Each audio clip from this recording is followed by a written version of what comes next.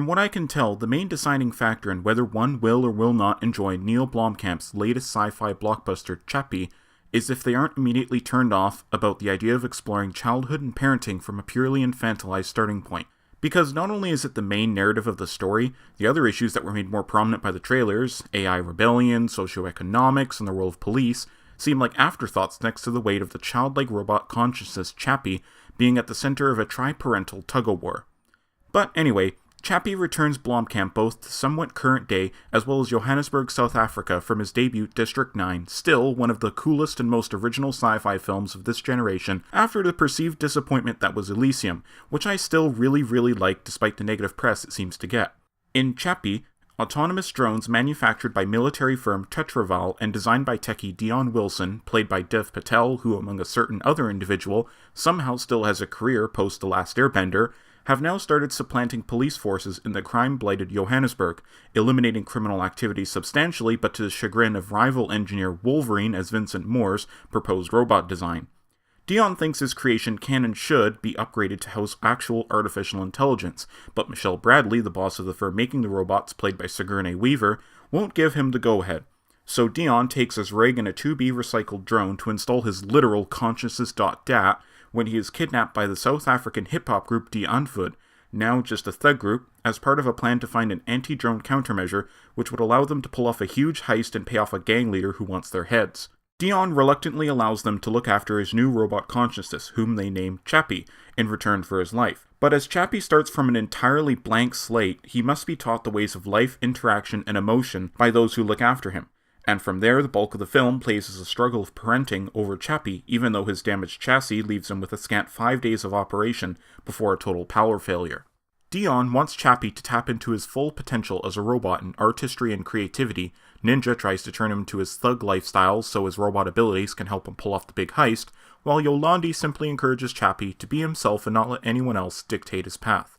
And in case the allegories were too subtle for you, Chappie literally refers to the previous people as Mommy, Daddy, and Maker. Along the way comes Vincent, trying to find any opportunity to discredit Dion and replace his autonomous drones with his own Ed-209 by way of Metal Gear human-controlled robot Moose into the police corps, as well as the inevitable parental clashes between Dion, Ninja, and Yolandi.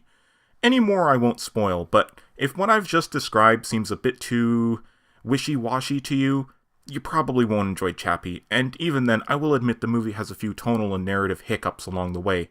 For one, a lot of the supporting characters are pretty flat or just chock full of cliches. Vincent's Bible-thumping ex-soldier Luddite distrusting AI on principle since there isn't any humanity behind it, and Dion's insufferable future idealist shtick being the standouts, and while the actual messages and themes behind all three of Blomkamp's features are distinct and separate, it's hard not to see him visually jogging in place with the bleak rundown slums again, even though said shots are still beautifully done as well as nice and steady after the slightly bothersome shaky cam of Elysium.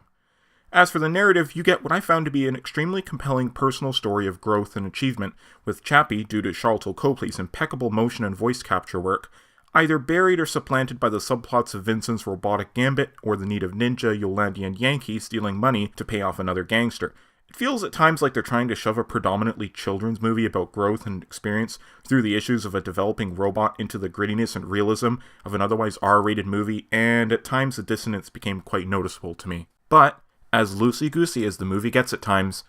it got to me. The movie has a real heart and passion behind it that just grabbed me by the collar and led me through the whole ride, including one particularly horrific scene involving an act of violence towards Chappie and its aftermath, nearly bringing tears to my eyes, and a final act reveal and ending that just about destroyed me.